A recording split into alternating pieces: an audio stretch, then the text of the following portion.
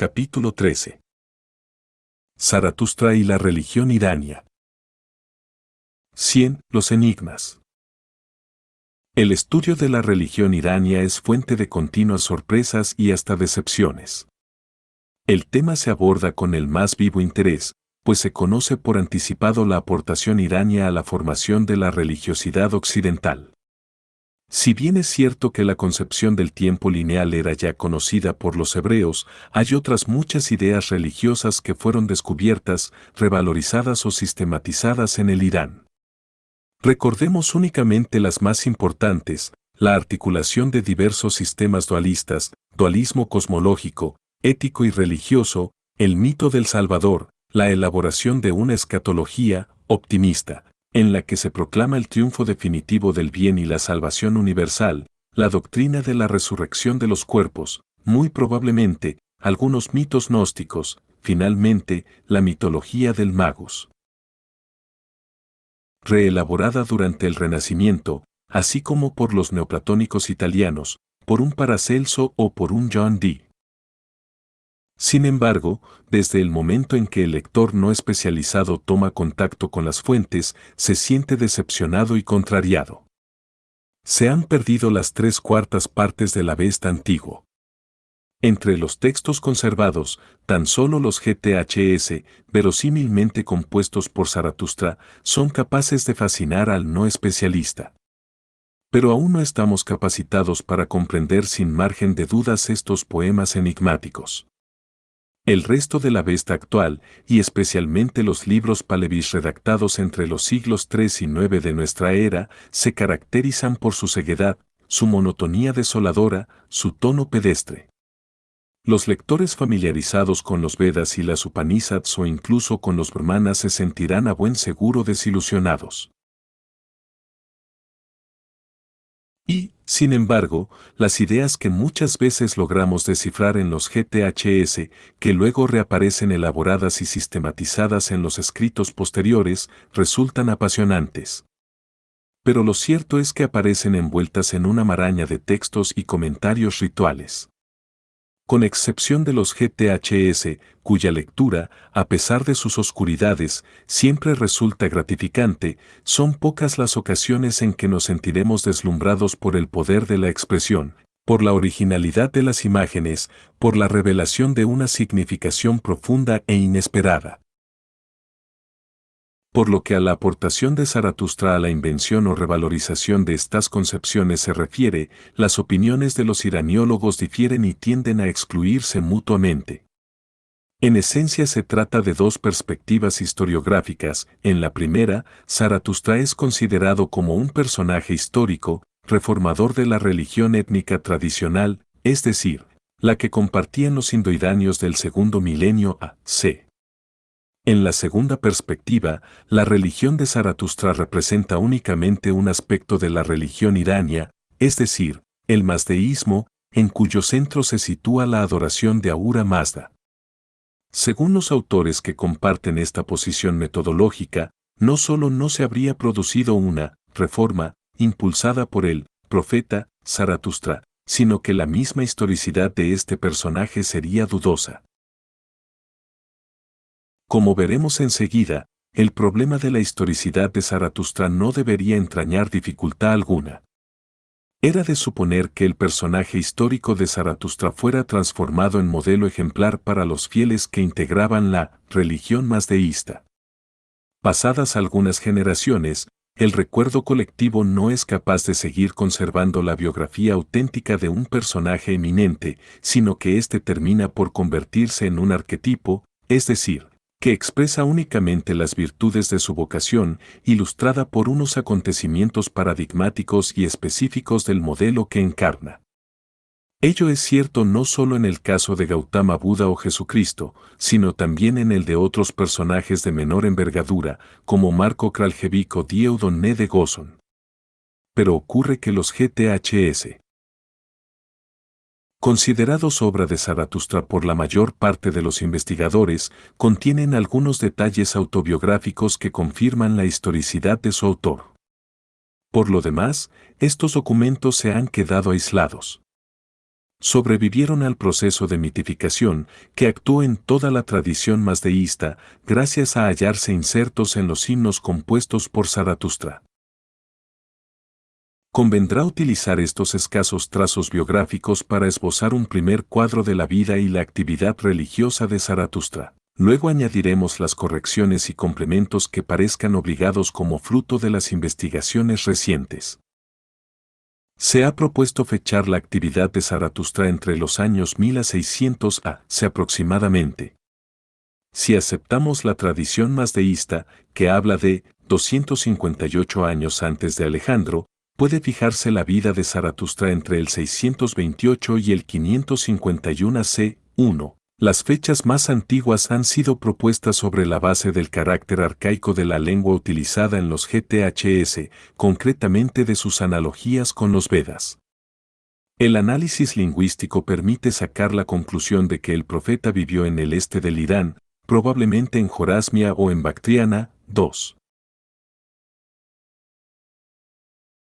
Según la tradición, fue Saotar, Yas 33.16, es decir, sacerdote sacrificador y cantor, véase sánscrito Otar, y sus GTHS se inscriben en una vieja tradición indoeuropea de poesía sagrada.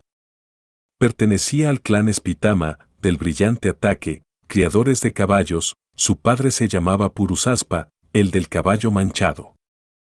Zaratustra estaba casado y se conocen los nombres de sus dos hijos. El más pequeño era una niña, llamada Puruchistá, Yasna 53,3. Era muy pobre. En un célebre GTH implora la ayuda y la protección de Ahura Mazda y exclama: yo sé, oh sabio, por qué soy impotente, es a causa de la pequeñez de mis rebaños y porque tengo pocos hombres. Yasna 46,2.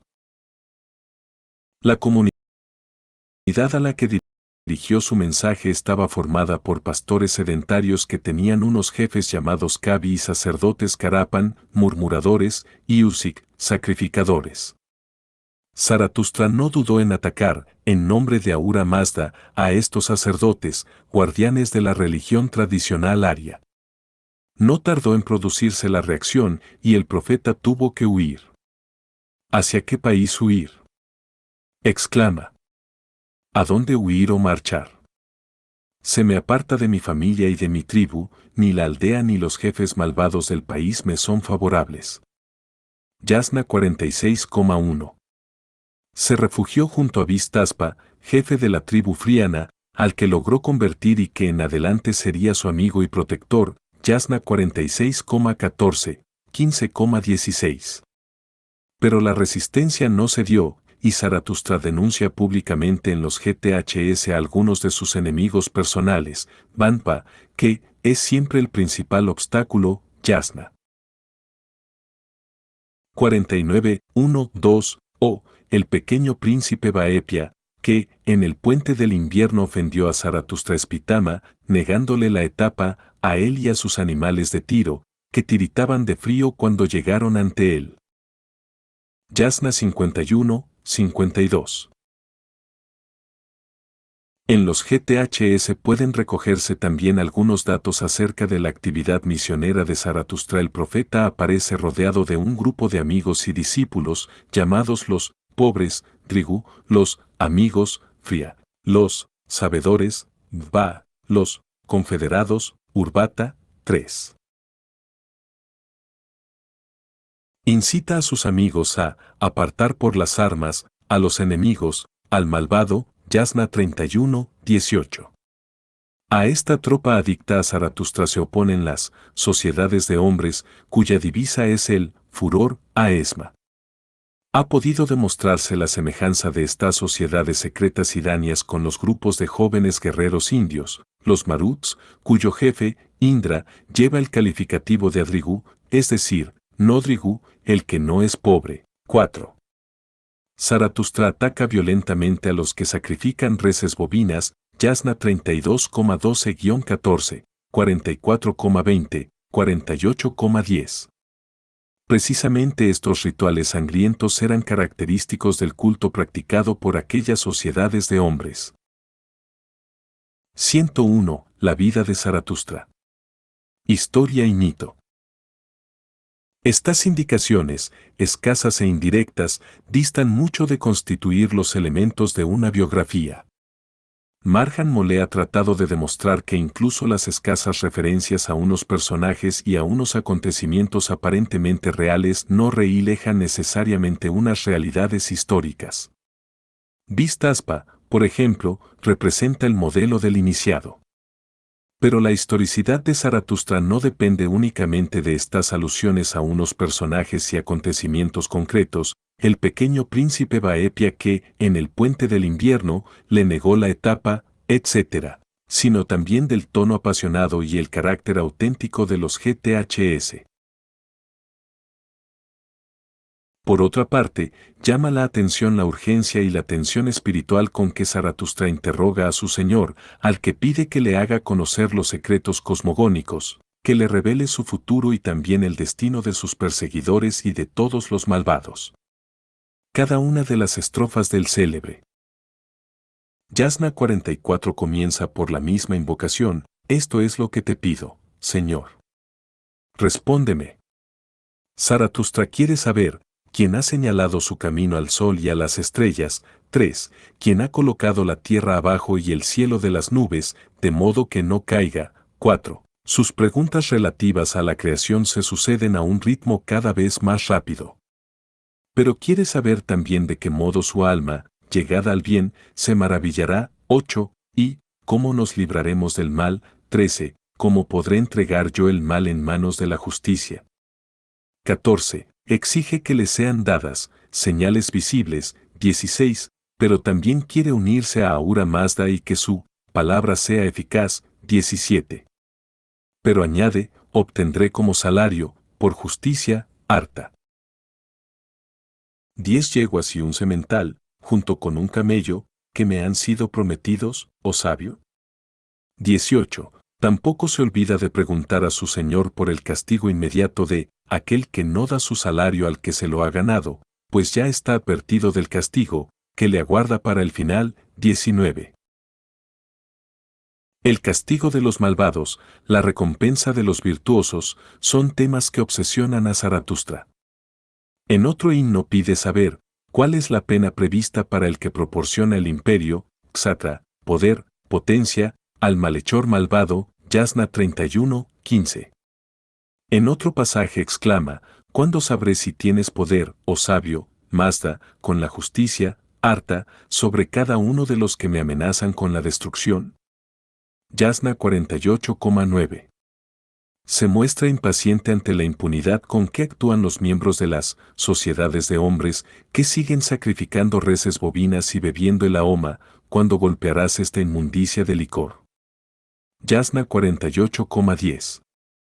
Espera que les sea dado renovar esta existencia, Yasna 30,9, y pide a Ahura Mazda que le manifieste si el justo vencerá al malvado ahora mismo, Yasna 48,2, véase infra.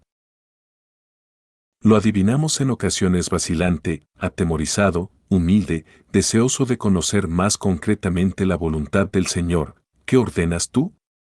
¿Qué deseas como alabanza, como culto? Yasna 34,12. Sería difícil justificar la presencia de tantos detalles concretos en la parte más venerable de la Vesta si no representaran los recuerdos de un personaje histórico. Es cierto que en las biografías legendarias ulteriores del profeta abundan los elementos mitológicos, pero, como antes hemos dicho, se trata de un proceso bien conocido, la transformación de un personaje histórico importante en modelo ejemplar.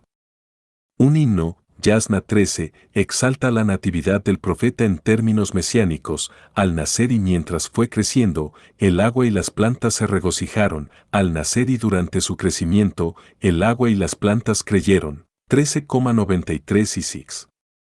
Y se predice que la buena religión mazdeísta se va a difundir por los 7 continentes. 13,95, 5. Los textos tardíos insisten repetidas veces en la preexistencia celeste de Zaratustra. Nace en la mitad de la historia y en el centro del mundo. Cuando su madre recibió el Xparena de Zaratustra, quedó envuelta por una intensa luz. Durante 3 noches, los costados de la casa se veían como incendiados. 6. En cuanto a la sustancia de su cuerpo, creada en el cielo, cayó con la lluvia e hizo que las plantas crecieran con mayor vigor. Las 2 terneras que poseían sus padres las comieron, la sustancia pasó a la leche, que, mezclada con ahoma, fue bebida por ellos. Al unirse luego por primera vez, fue concebido Zaratustra. 7. Antes de que naciera, Arimán y los DV se esforzaron por hacerle perecer, pero en vano. 3 días antes de que viniera al mundo, la aldea se iluminó con tales resplandores que los espitamidas, creyendo que se trataba de un incendio, la abandonaron. Al regresar encontraron un niño resplandeciente de luz. Según la tradición, Zaratustra llegó riendo al mundo. Apenas nacido sufrió el ataque de los DV, igual a Dava, pero él los puso en fuga pronunciando la fórmula sagrada del mazdeísmo. Sale victorioso de las 4 pruebas, cuyo carácter iniciático resulta evidente, es arrojado a una hoguera, en una guarida de lobos, etc. 8. Sería inútil proseguir por este camino. Las pruebas, las victorias y los milagros de Zaratustra se atienen al argumento ejemplar del Salvador en proceso de divinización. Retengamos tan solo la insistente reiteración de 2 motivos característicos del mazdeísmo, la luz sobrenatural y el combate contra los demonios. La experiencia de la luz mística y de la visión estática están igualmente atestiguadas en la India antigua, donde conocerán un brillante futuro. En cuanto al combate contra los demonios, es decir, contra las fuerzas del mal, constituye, como veremos más adelante, el deber esencial de todo mazdeísta. 102. Éxtasis chamánico.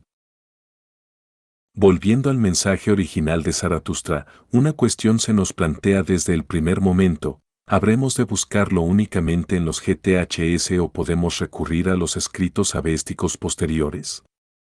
No hay medio alguno de probar que los GTHS nos hayan transmitido la doctrina de Zaratustra en su totalidad. Por otra parte, numerosos textos posteriores, incluso tardíos, se refieren directamente a las concepciones recogidas en los GTHS, aun en el caso de que supongan una ampliación de las mismas. Como es bien sabido, la elaboración de una idea religiosa, atestiguada por vez primera en textos tardíos, no implica necesariamente que se trate de una concepción nueva. Lo esencial será dilucidar cuál fue el tipo de experiencia religiosa específica de Zaratustra. Niebuhr cree poder relacionarla con el éxtasis característico de los chamanes centroasiáticos. Esta hipótesis ha sido rechazada por la mayor parte de los investigadores, pero recientemente Widengren la ha formulado en términos más moderados y convincentes. 9. Se fija especialmente en las tradiciones según las cuales Vistaspa utilizaba el cáñamo, Bang, para provocarse el éxtasis, mientras su cuerpo permanecía dormido, su alma viajaba al paraíso. También en la tradición avéstica se dice que Zaratustra se entregaba al éxtasis, habría tenido visiones y escuchado la palabra de Ahura Mazda en trance. 10. Por otra parte, es probable que el canto desempeñara un papel importante en el culto si aceptamos que el nombre del paraíso, Garden, significa casa del canto. Sabido es que muchos chamanes entran en éxtasis cantando durante un largo rato, aunque hemos de añadir que no debe considerarse chamánico cualquier sistema cultural que utilice el recurso de los cánticos. También se ha podido demostrar la presencia de elementos parachamánicos en el argumento elaborado en torno al puente Chimbat, véase. Infra, párrafo 111, así como la estructura chamánica del viaje de Arda Viraf al cielo y por los infiernos. 11. Sin embargo, las raras alusiones a una iniciación específicamente chamánica, que implicaría el desmembramiento del cuerpo y la renovación de las vísceras, aparece tan solo en textos tardíos en los que posiblemente se reflejan influjos extraños, centroasiáticos o derivados del sincretismo helenístico, concretamente de las religiones mistéricas. 12. Se puede admitir que Zaratustra conocía las técnicas chamánicas indoidáneas documentadas entre los escitas y los indios de la época védica, y no hay motivo para juzgar sospechosa la tradición que explica el éxtasis de Vistaspa por el uso del cáñamo. Pero los éxtasis y visiones atestiguados en los GTHS y en otros pasajes avésticos no muestran una estructura chamánica. El patos visionario de Zaratustra lo aproxima más a otros tipos religiosos. Además, las relaciones del profeta con su Señor, así como el mensaje que proclama incesantemente, no delatan un estilo chamánico. Independientemente del medio religioso en que se formara Zaratustra y del papel que desempeñara el éxtasis en su conversión y en la de sus primeros discípulos, el éxtasis chamánico no tiene importancia decisiva en el mazdeísmo. Como muy pronto veremos, la experiencia mística mazdeísta es el resultado de una práctica ritual iluminada por la esperanza escatológica. 103. La revelación de Ahura Mazda. El hombre es libre para elegir el bien o el mal. Zaratustra recibe la revelación de la nueva religión directamente de Ahura Mazda. Al aceptarla, imita el acto primordial del Señor, elige el bien, véase Yasna 32,2. No otra cosa es lo que exige luego de sus fieles. Lo esencial de la reforma zoroastrista consiste en una imitatio Dei. Se exige al hombre que siga el ejemplo de Ahura Mazda, pero en su elección permanece libre. No se siente esclavo o servidor de Dios, como lo hacen, por ejemplo, los fieles de Varuna, de Yahvé o de Alá. Ahura Mazda ocupa el primer lugar en los GTHS. Es bueno y santo, es penta. Creó el mundo mediante el pensamiento, Yasna 31:71, lo que equivale a una creatio ex nihilo.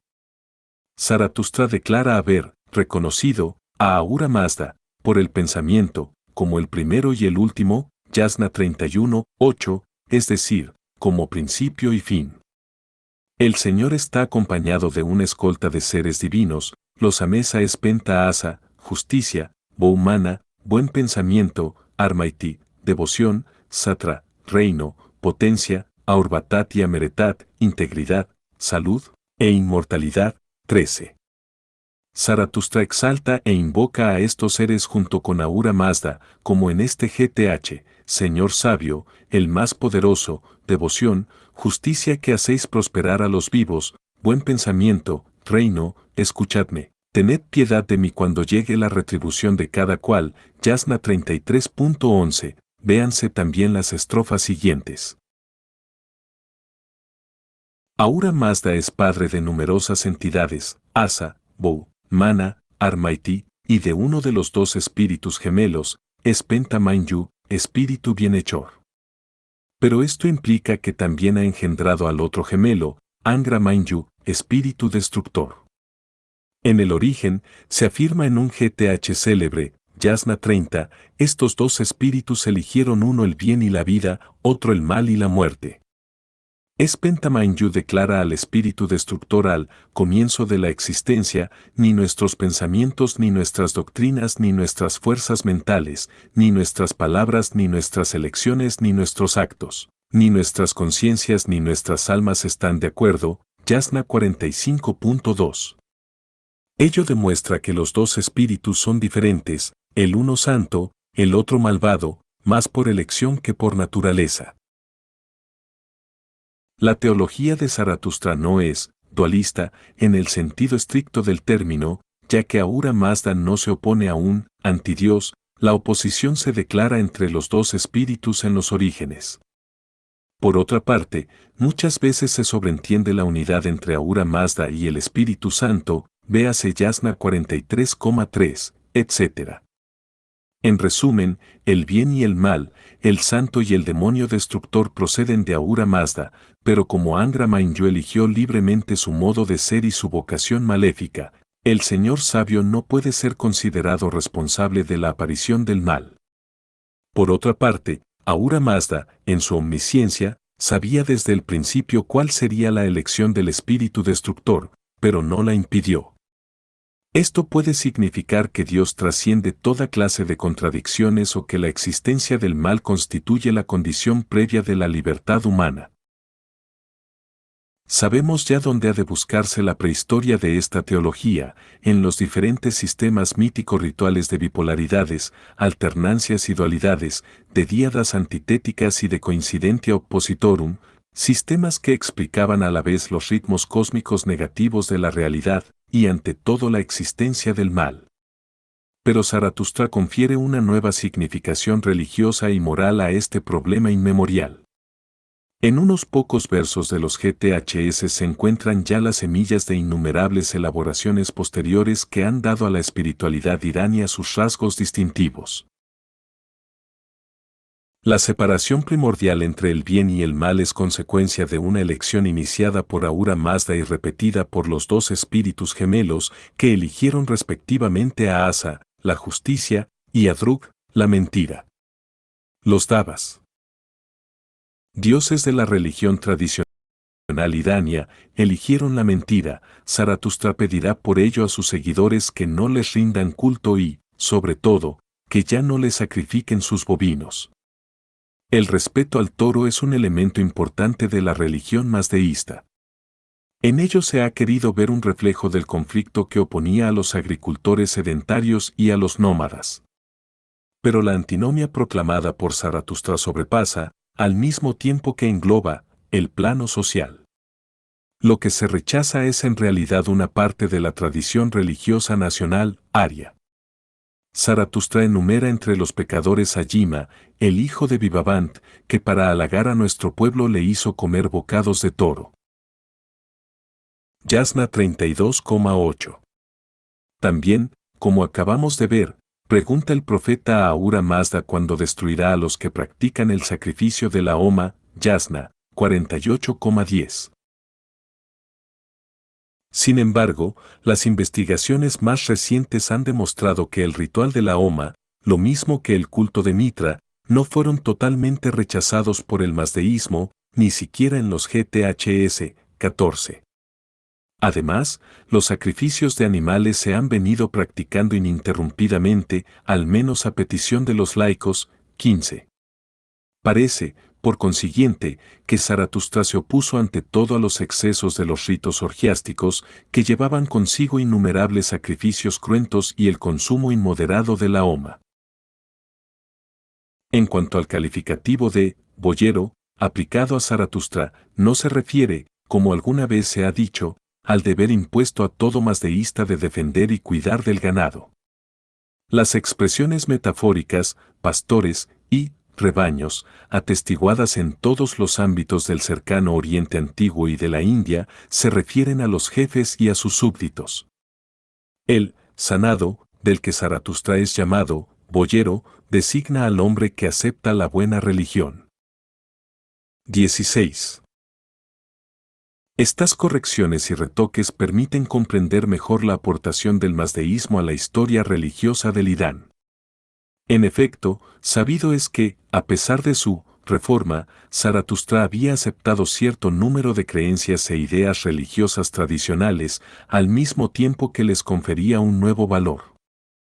Así reaviva la tradición indoirania del viaje de los muertos, insistiendo al mismo tiempo en la importancia del juicio. Cada cual será juzgado conforme a la elección que haya hecho en la tierra. Los justos serán admitidos en el paraíso, en la casa del canto. En cuanto a los pecadores, permanecerán como siempre en su condición de huéspedes de la casa del mal, Yasna.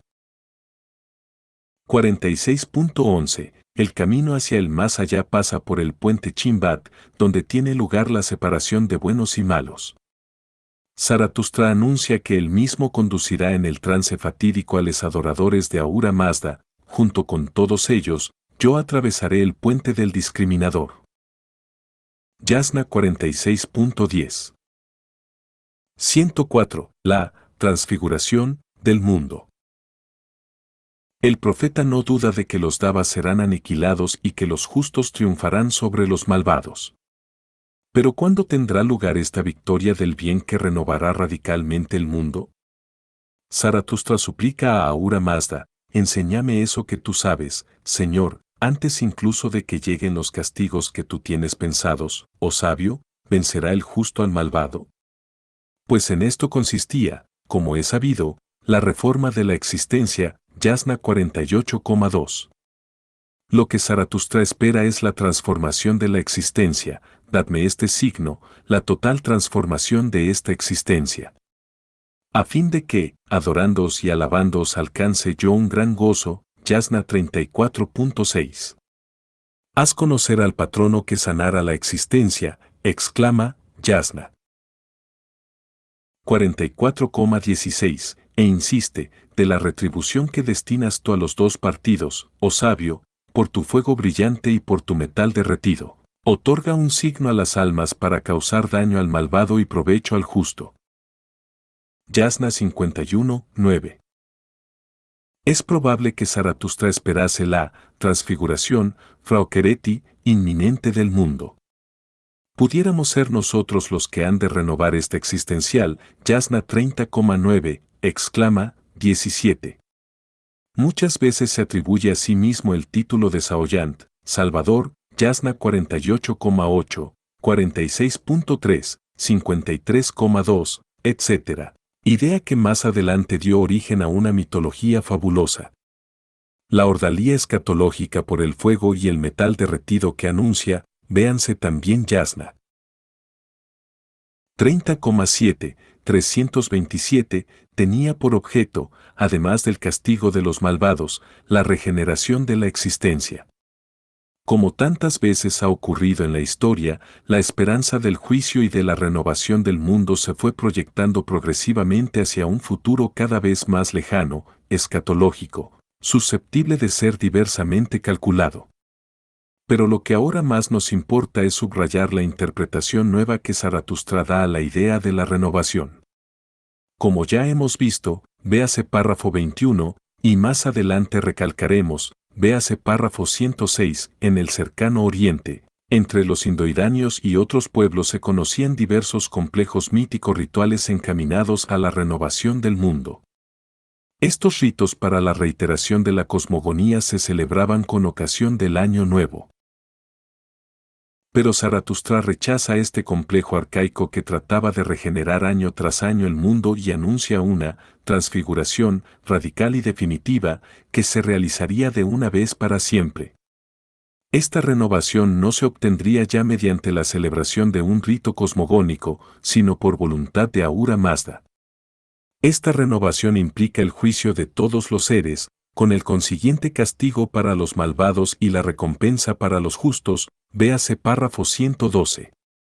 Si los GTHS son obra de Zaratustra, y tal es la opinión unánime de los investigadores, puede sacarse la conclusión de que el profeta se esforzó por suprimir la ideología arcaica del ciclo cósmico periódicamente regenerado y proclamó el eschaton inminente e irrevocable, decidido y realizado por Ahura Mazda. En resumen, el punto de partida de la predicación de Zaratustra es la revelación de la omnipotencia, de la santidad y de la bondad de Ahura Mazda.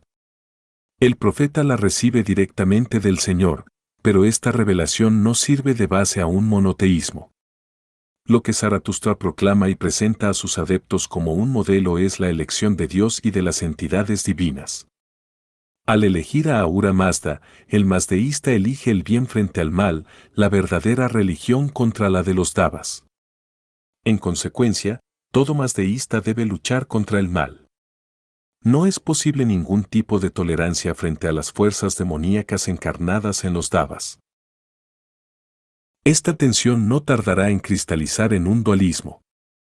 El mundo quedará dividido en buenos y malos, hasta convertirse en una proyección, a todos los niveles, cósmicos y antropológicos, de la oposición entre las virtudes y sus contrarios. Hay otra oposición que apenas se insinúa, pero que tendrá un gran porvenir en la especulación irania, la que se establecerá entre lo material y lo espiritual, entre el pensamiento y el mundo óseo, véase. Yasna, 28,2. No deja de llamarnos la atención el carácter espiritual, en cierto modo, filosófico, de la religión de Zaratustra, 18.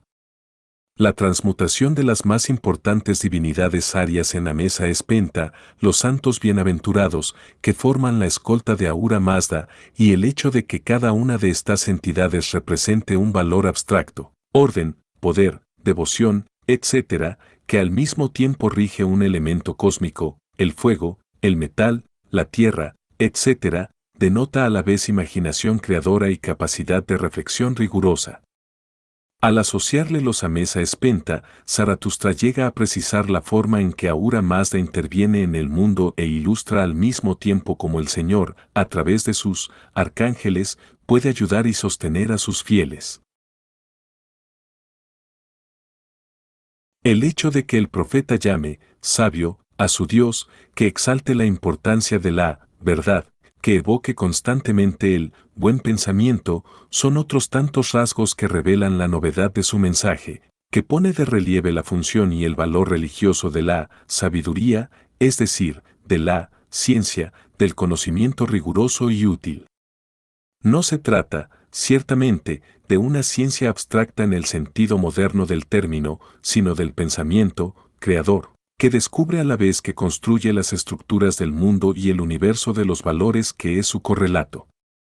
Desde este punto de vista podemos comparar el esfuerzo especulativo de Zaratustra con las meditaciones y los descubrimientos de los sabios evocados en las Upanishads, que transformaron radicalmente las concepciones védicas del mundo y de la existencia humana, véase párrafo 80. Pero este parentesco con los rishis de las Upanishads resalta aún más si atendemos al carácter iniciático y escatológico de la sabiduría mazdeísta. Tratándose de una religión privada, como el vedismo y el brahmansmo, el mazdeísmo permitía desarrollar una dimensión esotérica que, sin estarles prohibida, no era accesible a todos los fieles en general. El Yasna 48,3 menciona unas doctrinas secretas. El carácter iniciáico y escatológico es notorio en el culto que propone Zaratustra para sustituir los ritos cruentos y frenéticos tradicionales. El culto se espiritualiza hasta el punto de que el mismo término, sacrificio, yasna, equivale en los GTHS a pensamiento. Cuando Ahura Mazda se le acercó, en calidad de buen pensamiento, y le preguntó, ¿a quién quieres dirigir tu culto?, le respondió Zaratustra, a tu fuego, y añade, al hacerle la ofrenda de veneración, quiero pensar con todas mis fuerzas en la justicia. Yasna 43,9. El sacrificio es la ocasión o, más exactamente, el soporte de una meditación teológica. Independientemente de las interpretaciones dadas más tarde por los sacerdotes, es significativo que el altar del fuego se convirtiera en centro religioso del mazdeísmo y que luego conservara siempre este puesto central. Por lo que se refiere al fuego escatológico, tal como lo concebía Zaratustra, a pesar de su función judiciaria purifica y espiritualiza el mundo. 19. Pero el culto tiene una función más amplia. Según una interpretación reciente, 20, el oficiante adquiere por medio del rito, yasna, la condición de maga, es decir, que vive una experiencia estática que le proporciona la iluminación, chisti. Durante esta iluminación, el sacerdote sacrificador vive una separación de su esencia espiritual, MNK, y de su naturaleza corpórea, TIC. Dicho de otro modo, recupera la condición de pureza y de inocencia que precedió a la mezcla de las dos esencias. Ahora bien, esta mezcla se produjo como consecuencia del ataque de Ahriman. En consecuencia, el sacrificador contribuye a restaurar la situación primordial, a transfigurar el mundo. Tal es la obra redentora iniciada por el sacerdote ejemplar, Zaratustra. Podría decirse incluso que el sacrificador participa ya del mundo transfigurado. 21. El estado de maga se obtiene sobre todo mediante el sacrificio de la homa, licor de inmortalidad, que el sacerdote ingiere en el curso de la ceremonia. 22. El ahoma es rico en xparena, fluido sagrado, a la vez ígneo, luminoso, vivificante y espermático. Ahura Mazda es el poseedor por excelencia del xparena, pero esta llama divina brota igualmente de la frente de Mitra, Yast X 127, y de la frente de los soberanos, como una luz solar, 23. Pero todo ser humano posee también su Xvarena, y en el día de la transfiguración, es decir, de la renovación final, a gran luz que parece brotar del cuerpo brillará todo el tiempo sobre esta tierra, 24. Al ingerir ritualmente la Homa, el sacrificador supera la condición humana, se acerca a Ahura Mazda y anticipa en concreto la renovación universal. Es difícil precisar si esta concepción escatológica del culto quedó ya totalmente formulada en tiempos de Zaratustra. Pero al menos es seguro que se hallaba ya implícita en la función asignada al sacrificio entre los indorráneos. Desde su peculiar perspectiva, también los autores de los Brahmanas poseían una concepción semejante: el mundo era periódicamente restaurado, es decir, recreado, en virtud de la potencia ilimitada del sacrificio. Pero la función escatológica del mazdeísmo reúne, por así decirlo, la promoción del sacrificio al rango supremo, tal como aparece en los Brahmanas. Y la gnosis iniciática y la luminación visionaria de las Upanishads. En el Irán, igual que en la India brahmánica, la técnica sacrificial y la gnosis escatológica eran cultivadas por una minoría religiosa y constituían una tradición esotérica. En la medida en que los escasos episodios en que los seguidores de Zaratustra aparecen recurriendo al cáñamo puedan reflejar una situación real. 25. Se puede establecer una correlación con la India antigua, donde no faltan los estáticos que recurren al uso de estupefacientes junto a los ascetas, los visionarios, los yogis y los contemplativos. Véanse párrafo 78 y 6. Pero los trances y los éxtasis provocados por los estupefacientes han desempeñado un papel muy modesto en las religiones indias. Paralelamente, el zoroastrismo más antiguo, tan imperfectamente reflejado en los GTHS, parece otorgar la primacía a la sabiduría, a la iluminación interior que se obtiene junto al fuego sacrificial. Según la tradición, Zaratustra fue muerto a la edad de 77 años por el tiranio Brad Bars en un templo del fuego. Algunas fuentes tardías dicen que los asesinos se habían disfrazado de lobos. 26. La leyenda expresa admirablemente el destino de Zaratustra, pues los lobos no son otros que los miembros de las sociedades de hombres, arias, a los que con tanto valor estigmatizara el profeta. El proceso de mitificación se prolongó al menos durante 15 siglos. Anteriormente hemos recogido algunos ejemplos de la apoteosis de Zaratustra en la tradición mazdeísta, véase párrafo 101. En el mundo helenístico Zoroastro fue exaltado también como el mago ejemplar, como magus lo evocan asimismo los filósofos del Renacimiento italiano. Finalmente, en el Fausto de Goethe encontramos reflejos de su más bello mito. 105. La religión de los aquemenidas. Ya en la época indoirania se iba precisando la oposición entre Ahura Mazda y los Devas, puesto que la India védica oponía a los Devas a los Asuras, con la diferencia de que en la India evolucionaron los valores religiosos de esos dos grupos en un sentido distinto que en el Irán, los Devas pasaron a ser los dioses verdaderos. En virtud de su triunfo sobre las divinidades más arcaicas, los Asuras, que en los textos védicos son considerados como figuras demoníacas, véase párrafo 65. En el Irán se produjo un proceso semejante, aunque orientado a la inversa, los antiguos dioses, los Devas, fueron demonizados. Podemos precisar el sentido en que se efectuó esta transmutación: fueron especialmente los dioses de la función guerrera, Indra, Saurva, Vayu, los que se convirtieron en Devas. Ningún dios asura fue demonizado.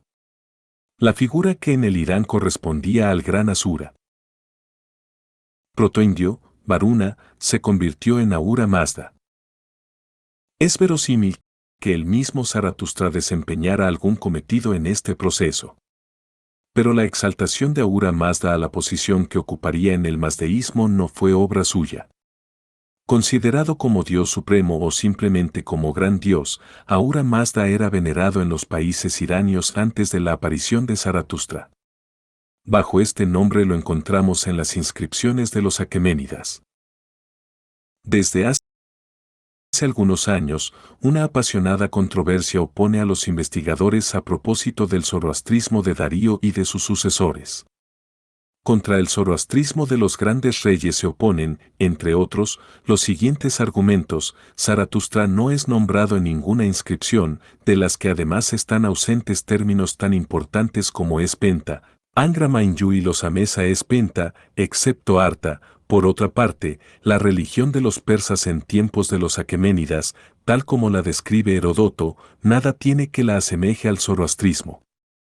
En favor del zoroastrismo de los aqueménidas se cita el nombre del gran dios Ahura Mazda, que es exaltado en las inscripciones, así como el hecho de que, cuando se introdujo el nuevo calendario bajo Artajerjes I, 465 a 425, en el que figuraban las entidades zoroastristas, no se produjo ninguna reacción en contra. 27.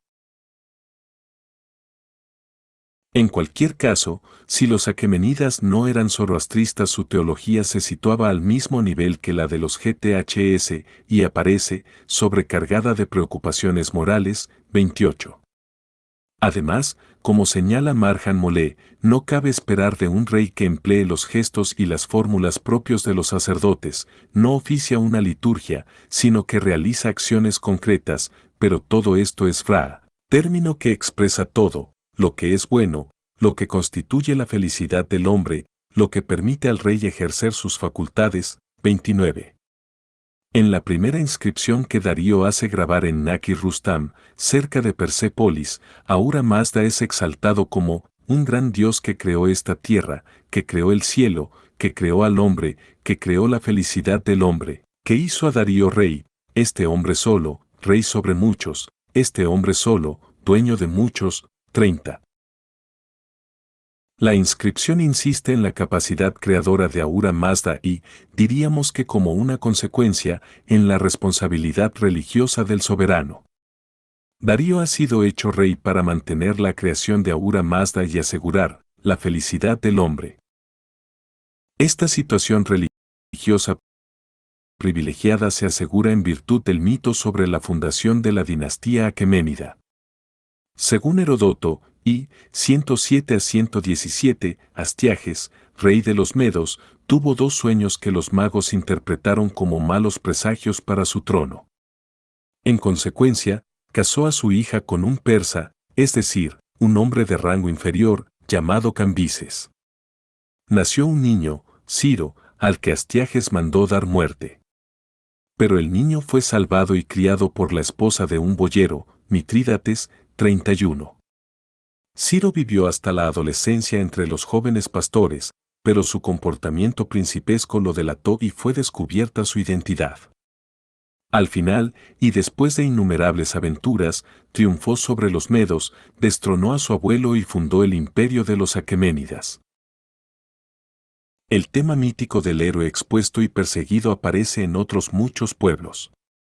Desde nuestro punto de vista interesa recordar estos motivos. A. Las pruebas sufridas por Ciro, empezando por la de ser expuesto, equivalen a una iniciación de tipo guerrero. B. Simbólicamente, el futuro rey es, o se convierte en, el hijo de Mitra, su padre adoptivo se llama, donde Mitra. C. Después de su victoria sobre el rey de los Medos, Ciro funda un imperio y una nueva dinastía. D. Todo esto equivale a decir que creó un nuevo mundo inauguró una nueva era, en otros términos, que llevó a cabo una microcosmogonía, dado que la cosmogonía se reiteraba con ocasión del Año Nuevo. Es de suponer que el argumento mítico ritual de la fundación de la dinastía estaba integrado en las ceremonias de Nors.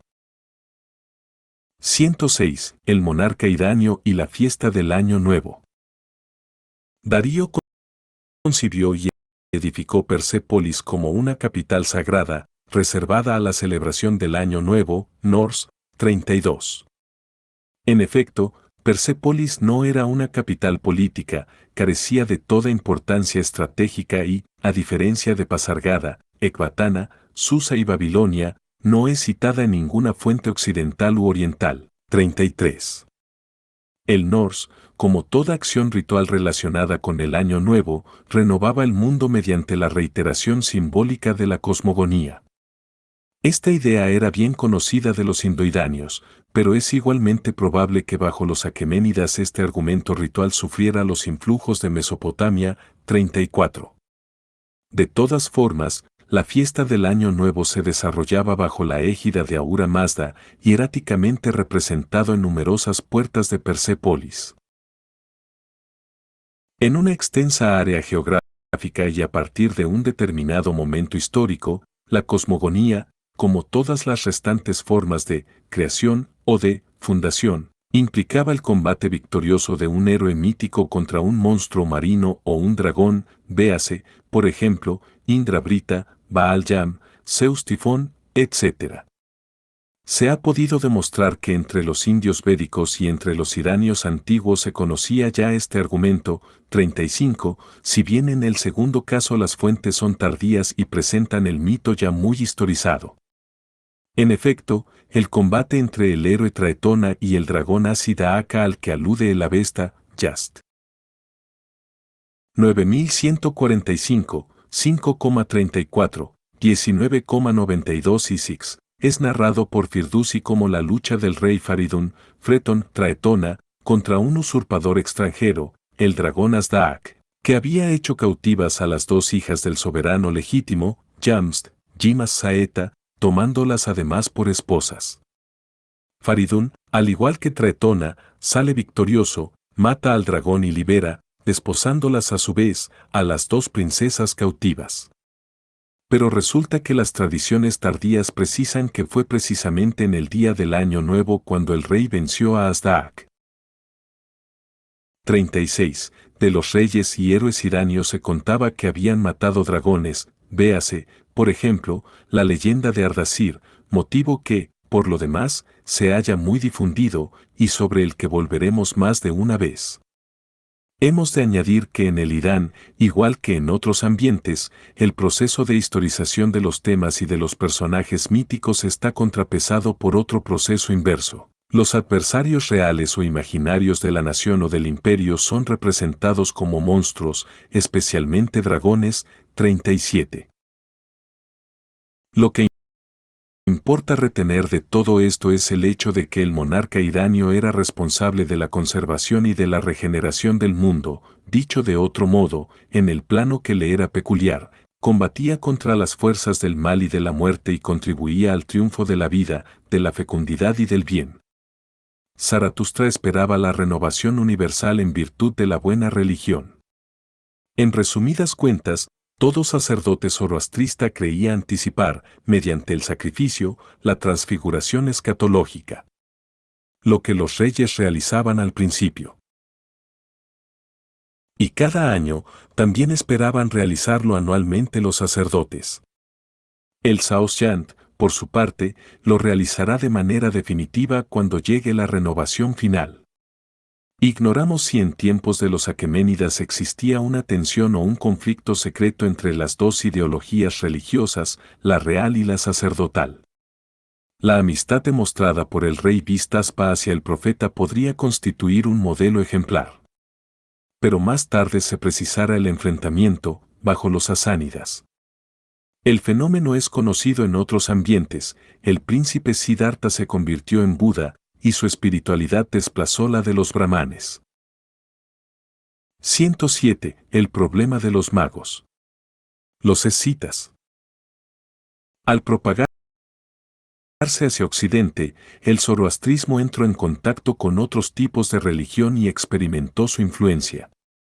Tampoco dejó de sufrir mutaciones el mazdeísmo de los aquemenidas Jerjes, el hijo de Darío, prohibió en todo su imperio el culto de los Davas, con lo que se aproximó aún más a la religión de Zaratustra. Pero más adelante, y precisamente a partir de las inscripciones de Artajerjes II, 405-359, junto a Ahura Mazda aparecen Mitra y Anaita.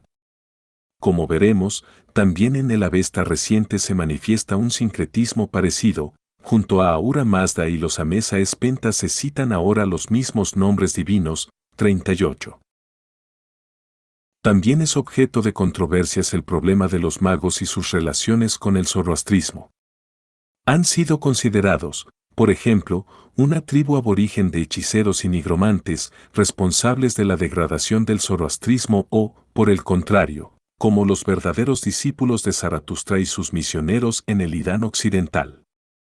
Durante la época del Imperio Medo, siglo VII, parecen haber sido una casta hereditaria de sacerdotes medos comparables a los levitas y los brahmanes, 39. Bajo los aquemenidas representan la clase sacerdotal por excelencia.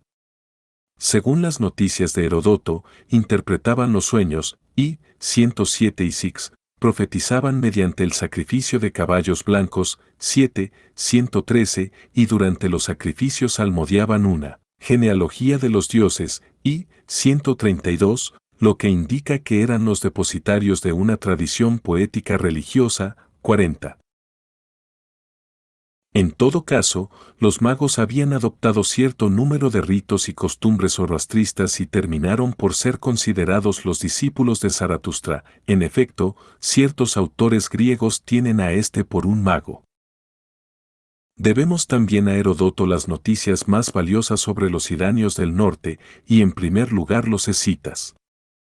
Entre ellos encontramos al dios del cielo, Papayos, Mitra, Helios Apolo, Ares, dios de la guerra, la diosa de la tierra y Afrodita Urania, 4, 59. Heródoto recoge una leyenda nacional sobre el origen de las tribus escitas y la potestad regia, 4, 5 y 6. Este mito se explica por la ideología tripartita de los indoeuropeos y sobrevive en la epopeya popular de los osetas del Cáucaso, descendientes de los escitas y los alanos. El historiador griego afirma, 4, 59, que los escitas no tenían ni templos ni estatuas ni altares. Pero sacrificaban todos los años a Ares caballos y carneros, y uno de cada 100 prisioneros de guerra. El dios estaba representado por una espada de hierro hincada en un montículo artificial. Los reyes bajaban a la tumba acompañados de una de sus concubinas y numerosos servidores, sacrificados con motivo de su entierro, 4, 71 y 6. Finalmente, importa subrayar el carácter chamánico de cierto rito. Los escitas arrojaban granos de cáñamo sobre piedras calientes. Heródoto, que no entendió que se trataba de un acto religioso, añade que el humo les hacía sentirse tan felices que aullaban de placer. 4, 73. Se trataba, con toda probabilidad, de una experiencia estática de la que podemos encontrar paralelos en la tradición zoroástrica. Véase párrafo 102. 108. Aspectos nuevos del mazdeísmo. El culto de Ahoma. El Yasna de los 7 capítulos, escrito en prosa y que comprende los GTHS 3542, refleja el comienzo de un proceso muy complicado de adaptación e integración. Se advierten ciertas innovaciones significativas, ante todo en el vocabulario. Los Amesa Espenta son mencionados por vez primera en grupo y aparece el término Yasata, dioses, que adquirirá importancia en el mazdeísmo posterior. Se advierte una cierta tendencia a la resacralización de las realidades cósmicas. El fuego es identificado con el Espíritu Santo, Espenta Manyu, Yasna 36,3, junto con el Sol. El fuego es asociado a Ahura Mazda, 41. El sol es la forma visible del Señor, el más excelso de lo excelso, Yasna 36,6, Asa, la verdad, aparece igualmente asociada a la luz. Por otra parte, se ha señalado la preeminencia de Asa en el Yasna de los 7 capítulos. Pues es invocada junto a Ahura Mazda y se proclama la unión del Señor con la verdad, para siempre. Yasna 40.2, 41, 6. Pero Asa significa ahora algo más que la verdad, la justicia o el orden, es una personificación de estructura a la vez cósmica y espiritual, 42, y se dice que es la más propicia, bienhechora, inmortal, hecha de luz, Yasna 37,4. Bahumana, que inspiraba a Zaratustra en los GTHS, pasa a ocupar un puesto subordinado. Pero aún resulta más sorprendente que se hable de las buenas esposas de Ahura, las Auranis, que son las aguas. Veneramos a las Auranis, las aguas, Yasna 38,3, 43. Ahoma, por otra parte, pasa a ocupar un lugar importante en el culto. Adoramos al glorioso Ahoma áureo, adoramos al brillante Ahoma que hace prosperar la vida, veneramos a Ahoma, del que huye la muerte. Yasna 42,5. Numerosos autores interpretan esta exaltación de Ahoma como prueba de sincretismo, posterior a la muerte de Zaratustra, entre el mensaje del profeta y la religión tradicional. Sin embargo, si es cierto que Zaratustra aceptaba el culto de la Ahoma, estigmatizando únicamente sus excesos, no cabe hablar de sincretismo, sino de una promoción solemne de los valores de la vieja religión cósmica, indoidania. Los GTHS de Zaratustra y el GTH de los 7 capítulos forman parte de la liturgia sacramental, Yasna, cuya parte más voluminosa consiste en unas invocaciones monótonas a los seres divinos. Los Yast son himnos dirigidos por separado a las distintas divinidades. Se trata de ciertos dioses que habían sido ignorados por Zaratustra, como Mitra, pero también de personajes divinos o personificaciones de algunas realidades religiosas, como el Ahoma. El Om Yast, Yast 20, justifica el culto de la Ahoma mediante un audaz mito de origen, mientras Zaratustra santificaba el fuego y recitaba los GTHS, el Ahoma se acercó a él y le incitó a cortarlo y exprimirlo. Zaratustra le interrogó y de esta forma supo que Vivavant fue el primero en exprimir el Ahoma, por lo que obtuvo un hijo como recompensa. Aquel hijo fue el rey Yima, el más religioso de los humanos, Yast. 9-4. Volveremos sobre el significado y la prehistoria de este complejo mítico ritual, la progenitura obtenida como fruto y en virtud de la potencia de un sacrificio, véase el segundo volumen. Señalemos que Yima y el rito de la Ahoma son exaltados en el mazdeísmo junto con los sacrificios cruentos, Yast 11,4-7. Esta promoción de la herencia indoidania provocó, evidentemente, fuertes resistencias. En efecto, los sacrificios cruentos fueron posteriormente suprimidos por completo y el Ahoma desapareció como bebida embriagante, siendo sustituido por una mezcla de jugo de plantas, agua y leche. 44. 109. La exaltación del dios Mitra. Más sorprendente aún, y más importante para la historia del mazdeísmo, es el Mir Yast, Yast 10, el extenso himno en honor de Mitra. Cuando creé a Mitra, el de los dilatados pastos, declara Ahura Mazda, o hice tan digno de veneración y reverencia como yo mismo, Yast 10,1. Dicho de otro modo, toda la grandeza, el poder y la creatividad de Mitra se deben al Señor sabio. Se advierte en este prólogo el esfuerzo de la teología mazdeísta por reafirmar la omnipotencia de un Dios supremo. De hecho, el Mir Yast relata y justifica la promoción de Mitra al puesto eminente que poseía antes de la reforma de Zaratustra. Cuando al final del himno aparecen reunidos los dos dioses, el autor utiliza la fórmula Mitra Ahura, Yast 10.145, réplica del conocido binomio védico Mitra Varuna, 45. Sin embargo, el dios exaltado en el Mir Yast no fue reintegrado al mazdeísmo sin antes haber experimentado ciertas transformaciones. En el mismo himno es posible descifrar los distintos momentos de una discreta teogonía, una serie de gestos y acciones de Ahura Mazda encaminados precisamente a la glorificación y la promoción de Mitra. Señalemos ante todo su equivalencia. Mitra es, ciertamente, el dios de los contrastes. Al hacer promesa de adorarle, Yast 10,4-6, su devoto se compromete a no romper los contratos. Pero al mismo tiempo es un dios guerrero que se muestra violento y cruel, abate furiosamente a los Davas y a los impíos son su masa, Beisa. Rasgo que lo asemeja a Indra, es también un dios solar, asociado a la luz, 10.142, tiene 1000 oídos y 10.000 ojos, 10.141, es decir, que lo ve y lo sabe todo. Como todo dios soberano, pero al mismo tiempo es el proveedor universal que asegura la fertilidad de los campos y de los ganados, 10,61 y 6. Se trata de un fenómeno muy repetido en la historia de las religiones, una divinidad es sobrecargada de atributos múltiples y a veces contradictorios con vistas a obtener una totalidad necesaria para su promoción, momentánea o permanente, al rango de los grandes dioses. Ahura Mazda y los Amesa Espenta le construyen una morada encima del monte Ara, es decir, en el mundo espiritual que se halla por encima de la bóveda celeste, 10,49-52, 46. Pero Mitra se queja al Señor porque, si bien es el protector de todas las criaturas, no es adorado con plegarias como los restantes dioses, 10,54. Parece que a partir de entonces ya se le tributa el culto que exige, pues en los versos siguientes del himno aparece Mitra sobre un carro tirado por caballos blancos, 62 y 6, o, acompañado de Esraosa y Rasnu, recorriendo la tierra de noche y exterminando a los Davas. 95 a 101, o persiguiendo a los que no respetan los contratos, 104 a 111. Más significativas aún son las etapas de la promoción de Mitra al rango de Dios Supremo.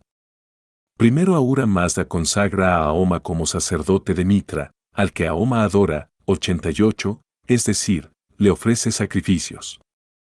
Luego Ahura Mazda prescribe el rito propio del culto de Mitra, 119 a 122, y él mismo lo oficia en el paraíso, en la Casa del Canto, 124.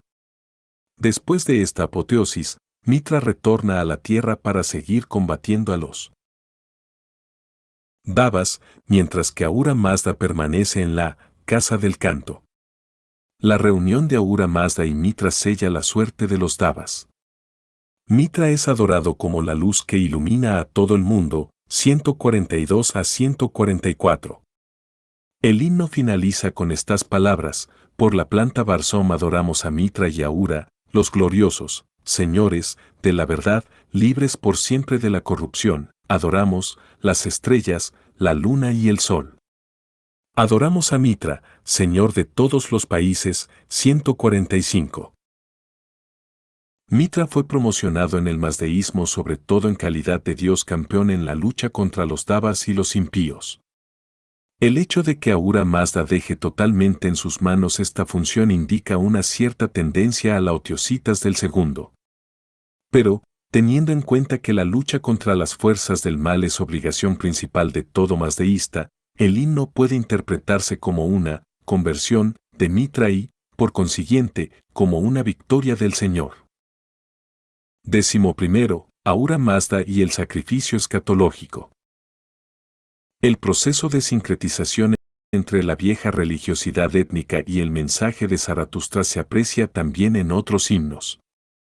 Así, por ejemplo, en el Yast 7, dedicado al Yasata Tistria, personificación de la estrella Sirio, Tistria se lamenta de que no ha logrado derrotar al demonio Apaosa, que retenía las aguas y amenazaba con arruinar toda la creación, porque los hombres lo han ignorado en sus ritos. Entonces Ahura Mazda venera a Titria, ofreciéndole un sacrificio, Yasna. Como resultado, este sale victorioso del combate contra el Daeva y asegura la fertilidad del suelo. También Ahura Mazda hace un sacrificio a Anaita y le ruega que le conceda este favor, que logre yo inducir al piadoso Zaratustra a pensar, a hablar y a actuar según la buena religión, Yast. 5.17 a 19. Por otra parte, el Señor sabio sacrifica a Vayu y le ruega que le conceda este favor, que pueda abatir a las criaturas de Angra Mainyu.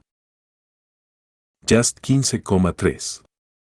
Igualmente inesperada resulta la declaración de Ahura Mazda de que, sin la ayuda recibida de las Fravasis, que son las almas preexistentes de los hombres, la humanidad y los animales hubieran desaparecido y el mundo material habría caído bajo el dominio de la mentira. Yast 13,12. Saener, 47, entiende que estos textos están en contradicción con la doctrina de Zaratustra, pues implican la autohumillación de Ahura Mazda, que no solo venera a las entidades subordinadas, sino que les pide ayuda. En efecto, la importancia atribuida a la ayuda de las frabasis nos recuerda un cierto tipo de deus otiosus, cuando el creador parece sufrir una cierta fatiga mental, que le obliga a recurrir a ciertos animales e incluso a su adversario. 48. Pero el hecho de que Ahura Mazda venere, Yas, a un dios o a otro y le dedique sacrificios, Yasna, no implica necesariamente que se coloque en una posición subordinada. Los Yast subrayan la potencia creadora de los ritos y de la liturgia y presentan a Ahura Mazda en su función sacerdotal. 49. Ofreciéndole un sacrificio, Ahura Mazda decuplica la fuerza mágico-religiosa del destinatario. De los himnos se deduce ante todo la importancia excepcional del sacrificio, concepción ciertamente indoirania desarrollada principalmente en los brahmanas y que en el mazdeísmo irá ocupando un puesto cada vez más decisivo. El cometido capital corresponde, al igual que entre los restantes pueblos indoeuropeos, al fuego ritual.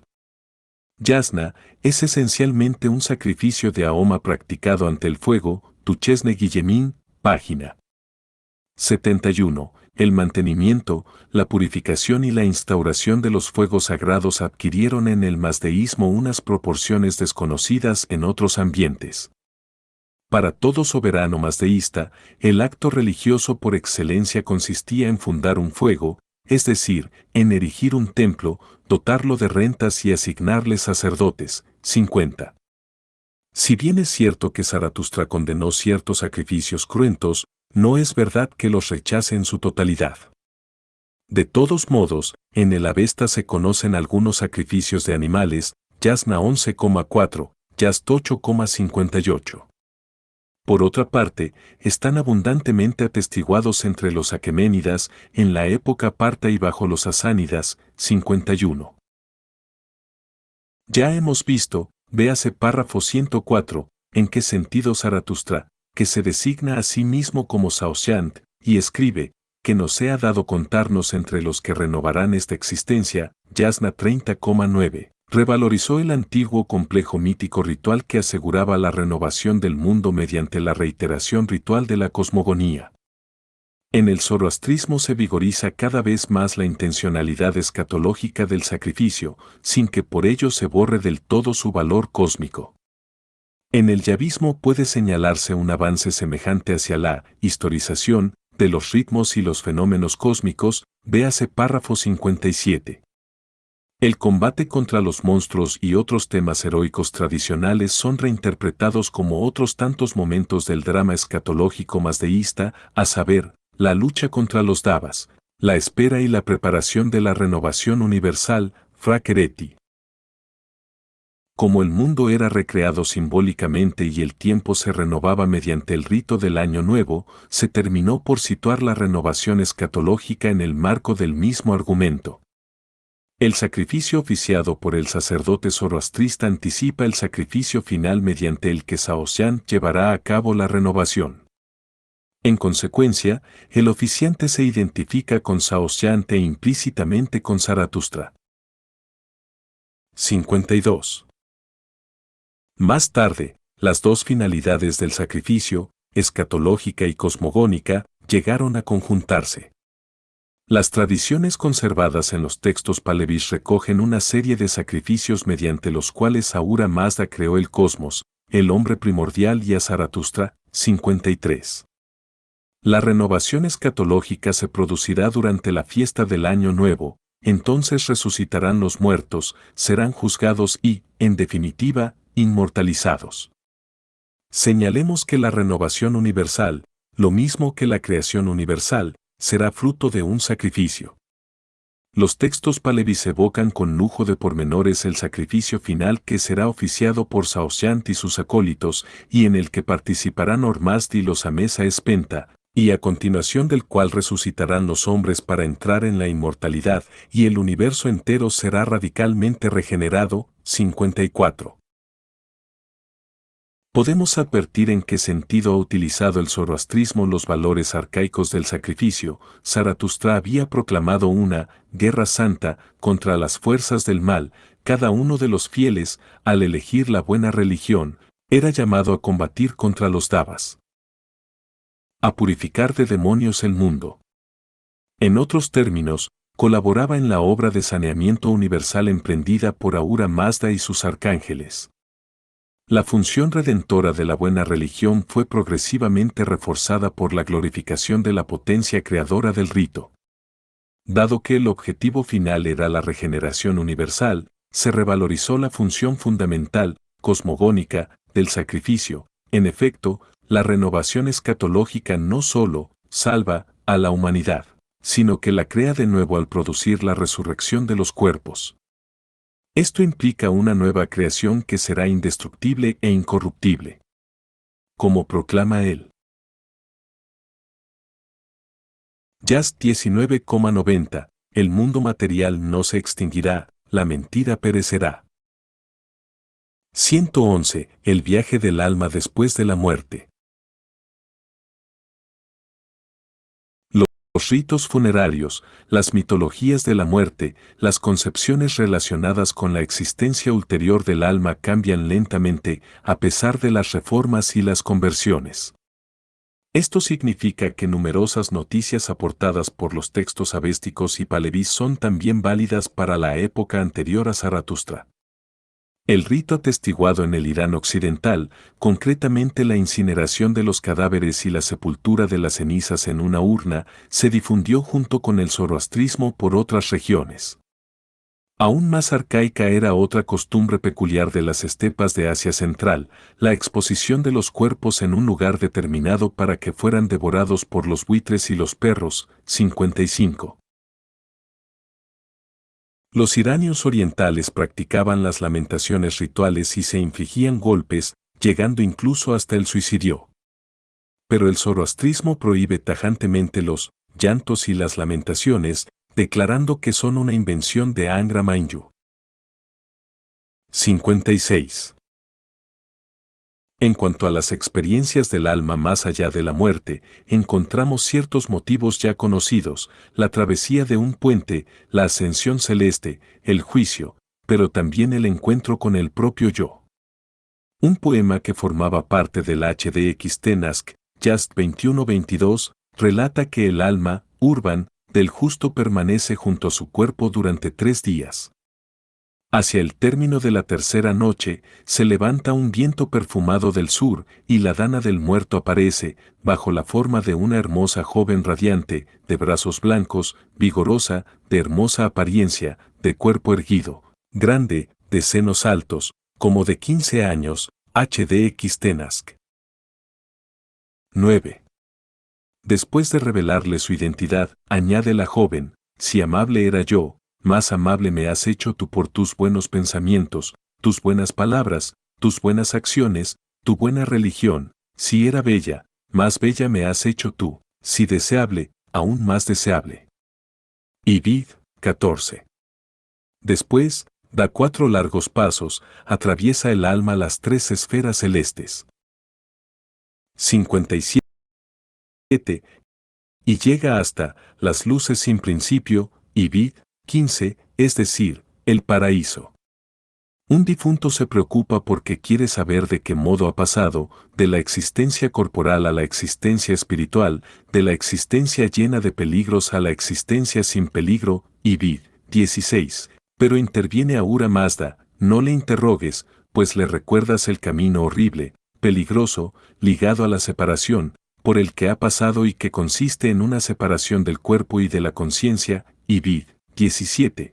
Alusión a las pruebas dramáticas del viaje. 58. Ahura Mazda ordena que le den manteca de primavera. 59, que es para el justo su alimento después de la muerte. Ibid, 18. Por el contrario, el alma del malvado encuentra en el viento norte una horrible furia y penetra en el ámbito de las tinieblas sin principio, donde Angra Mainyu ordena que le den a beber veneno. Ibid, 20-35.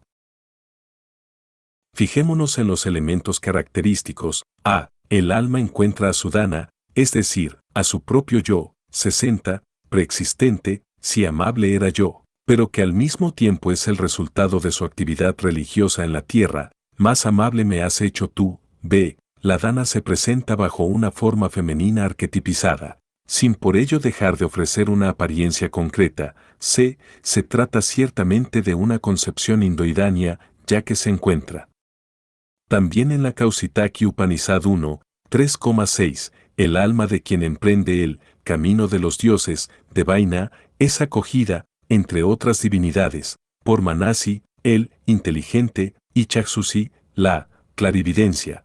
Atraviesa a continuación un lago y después un río, penetra en una ciudad y llega a la presencia de Brahman, que le pregunta, ¿quién eres tú? 61. No hay ninguna alusión al puente Chimbat en el HDX Tenask. Sin embargo, Zaratustra habla de él a menudo, véase párrafo 103. Se trata de una concepción indoidánea, conocida en otros pueblos indoeuropeos y atestiguada en otros muchos ámbitos por la historia de las religiones. La descripción clásica, 62, relata cómo la dana llega con sus perros y guía al alma del justo en el puente Chimbat, sobre el Araberesaiti, la montaña cósmica. En realidad, el puente, que se halla en el centro del mundo, enlaza el cielo con la tierra. Recibidas por Bahumana, las almas llegan a la presencia de Ahura Mazda y los Amesa Espenta. La separación de los buenos y los malos tiene lugar ante el puente o a su entrada. En cuanto al juicio del alma, del que hablan los textos palevis, en el que los jueces son Mitra asistido de Esraosa y Rasnu, provisto de una balanza, es desconocido en los GTHS. Por otra parte, resulta superfluo en este argumento, la travesía del puente, comparable con una prueba iniciática, constituye en sí misma un juicio, pues, según una concepción muy generalizada, el puente se ensancha bajo los pies del justo, mientras que se estrecha hasta convertirse en el filo de una navaja de afeitar cuando se acerca un impío. 112. La resurrección del cuerpo. Aún resulta más superficial la zoroastrización de los mitos y las creencias escatológicas cristalizadas en torno a Yima. Mientras que en la India Yama inspiró sobre todo la mitología del primer muerto, en el Irán Yima se convirtió en el primer rey y en el modelo del soberano perfecto. Desde la perspectiva de este capítulo solo interesa recordar que la tradición irania asocia el paraíso original al reinado de Yima, ni la muerte ni el dolor existieron durante 1000 años. Y los hombres se mantenían siempre jóvenes, 63. Pero cuando Yima comenzó a proferir mentiras, Suksvarena lo abandonó y al final también él perdió la inmortalidad, 64. La teología zoroastrista integró en la mitología de Yima otro tema escatológico que originalmente era independiente. Ahura Mazda previene a Yima de que un invierno de 3 años aniquilara toda vida sobre la tierra, y le pide que construya un recinto, Vara, para que se salven los mejores de entre los hombres y los gérmenes de todas las especies de animales. Este recinto se imagina como una morada subterránea, pues no llega a él la luz del sol, la luna o las estrellas. 65. Se trata de una escatología arcaica quizá indoeuropea, véase el invierno Fimbul de las tradiciones germánicas, pero que no corresponde en modo alguno con la visión zoroástrica. Pero se comprenden los motivos de que se introduzca a Yima en este argumento mitológico del fin del mundo. Era el rey fabuloso de la Edad de Oro, y en el Vara habrían de conservarse o, mejor dicho, salvarse, los gérmenes de una humanidad futura destinada a conocer, una vez pasada la catástrofe escatológica, la existencia paradisíaca de los comienzos. Luego se añadirá una nueva idea escatológica, la de la resurrección de los cuerpos. Esta creencia parece muy antigua, pero se proclama expresamente en el Yast. 19,11-89, véase también 13.129, que habla de la resurrección de los muertos en relación con la venida del viviente, es decir, del Saoshyant anunciado por Zaratustra. La resurrección se enmarca, por tanto, en la renovación final, que implica además el juicio universal. Numerosas ideas, algunas de ellas muy antiguas, se articulan ahora en una grandiosa visión escatológica, el mundo radical y completamente renovado representa, de hecho, una nueva creación que jamás será viciada por el asalto de los demonios, la resurrección de los cuerpos, que en realidad es una recreación de los cuerpos, equivale a una cosmogonía en virtud del paralelismo microcosmos-macrocosmos, concepción arcaica común a numerosos pueblos indoeuropeos, pero que en la India y el Irán tuvo un desarrollo considerable. Como ya hemos visto, véase párrafo 104, la renovación final, prefigurada ya en la liturgia celebrada por Zaratustra, es anticipada en los ritos del Año Nuevo, Norse. La tradición terminó por situar en torno al Año Nuevo los acontecimientos decisivos del drama cósmico y humano, la creación, la revelación de la religión y la renovación escatológica, 66. Pero, teniendo en cuenta que el año configura la totalidad del tempo cósmico, los 10 últimos días de cada año anticipan en cierto modo el drama escatológico. Este es el intervalo fabuloso en que las almas retornan a la tierra, y un Yast, 13,49-52, invoca a las Frabasis, 67. Que vagan libremente durante los 10 últimos días del año. Esta creencia está universalmente difundida, pero los zoroastristas, al igual que han hecho otras teologías antes y después que ellos, la enmarcan en un sistema más amplio, según la tradición palevi. Ormás llevó a cabo la creación del hombre durante esos 10 últimos días del año, en consecuencia, las Frabasis vuelven a la tierra en el momento de la creación del hombre y retornarán al final de los tiempos, cuando se produzca la resurrección de los cuerpos. 68. Los textos tardíos desarrollan el paralelismo entre las fiestas del Año Nuevo y la renovación escatológica, cuando tendrá lugar la resurrección. Con motivo del Año Nuevo se estrenaban vestidos, y al final del tiempo dará Ormazd unas vestiduras gloriosas a los resucitados, 69. Como ya hemos visto, véase párrafo 104, la renovación universal y la resurrección de los cuerpos se producirán a continuación del sacrificio oficiado por Saoshyant, asistido o no por Ahura Mazda. Este sacrificio escatológico reitera en cierto modo el sacrificio cosmogónico, de ahí que sea también creador.